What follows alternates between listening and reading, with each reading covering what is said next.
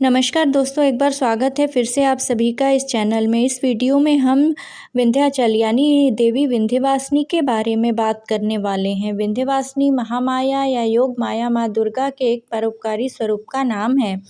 उनकी पहचान आदि पराशक्ति के रूप में की जाती है। उनका मंदिर उत्तर प्रदेश में गंगा नदी के किनारे मिर्जापुर से 8 किलोमीटर दूर विंध्याचल में स्थित है। माँ विंध्यवासिनी त्रिकोण यंत्र पर स्थित तीनों रूपों को धारण करती हैं, जहाँ स्वयं माँ आदिशक्ति महालक्ष्मी विंध्यवासिनी के रूप में, अष्टभुजी अर्थात महासरस्वती और काली खो स्थित महाकाली के रूप में विराजमान हैं।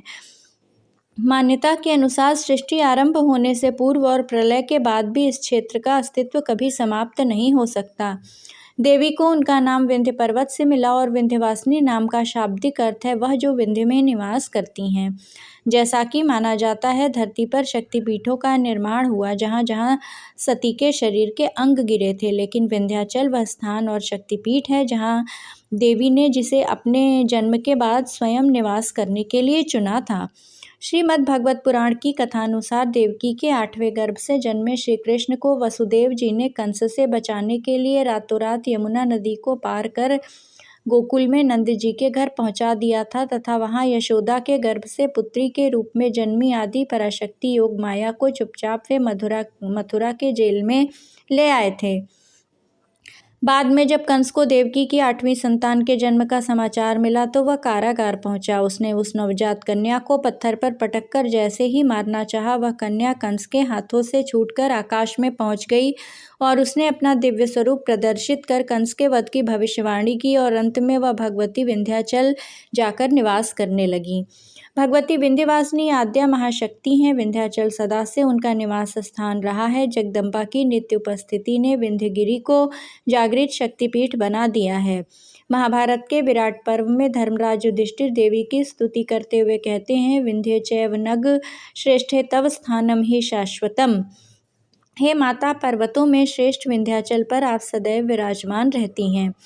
श्रीमद् भगवत के 10वें स्कंध में कथा आती है, सृष्टिकर्ता ब्रह्मा जी ने जब सबसे पहले मनु और शत्रुपा को उत्पन्न किया, तब विवाह करने के उपरांत मनु ने अपने हाथों से देवी की मूर्ति बनाकर 100 वर्षों तक कठोर तप किया। उनकी तपस्या से संतुष्ट होकर भगवती ने उन्हें निष्कंटक राज्य, वंश वृद्धि एवं परम पद पाने का आशीर्वाद दिया। वर देने के बाद महादेवी विंध्याचल पर्वत पर चली गईं। इससे यह स्पष्ट होता है कि सृष्टि के प्रारंभ से ही विंध्यवासिनी की पूजा होती रही है। सृष्टि का विस्तार उनके ही शुभाशीष से हुआ है।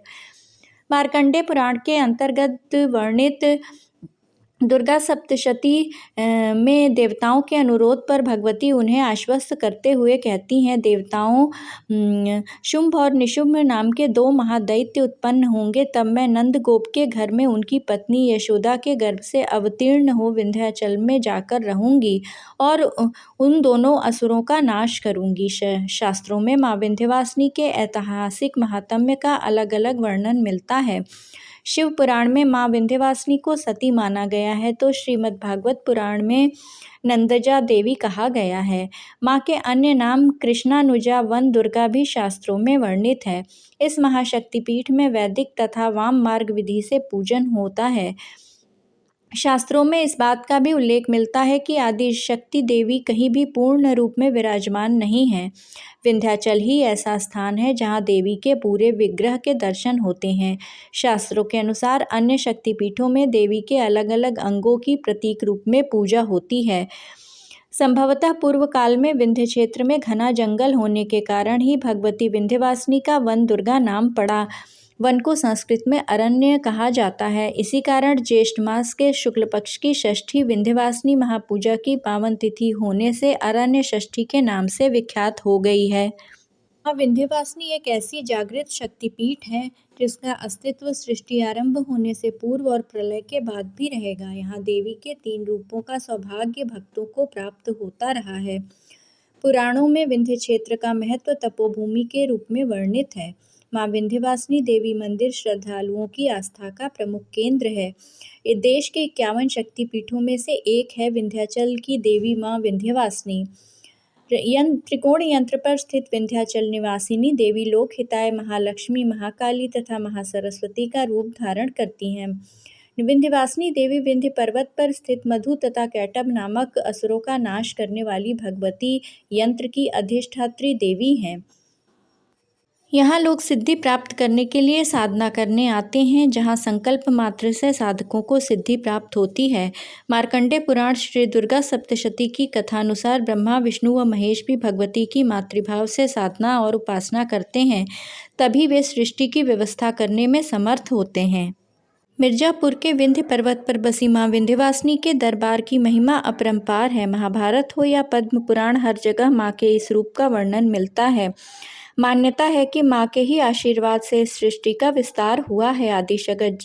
आदिशक्ति जगत जननी मां विंध्यवासिनी चमत्कार की ढेरों कहानियां अपने अंदर समेटे हुए हैं। मां के तीनों रूप एक त्रिकोण पर विराजमान हैं, जिनकी परिक्रमा व विधि विधान से पूजा कर लेने मात्र से भक्त न सिर्फ मोक्ष को प्राप्त होता है, बल्कि लौकिक व अलौकिक सुखों को भोगता है। मंदिर परिसर में ही स्थित हवन कुंड 12 महीने अखंड ज्योति के रूप में जलता रहता है। मान्यता है कि यहाँ आने वाले लोगों के असंभव कार्य भी मां विंध्यवासिनी के दर्शन से पूरे हो जाते हैं। जय मां विंध्यवासिनी।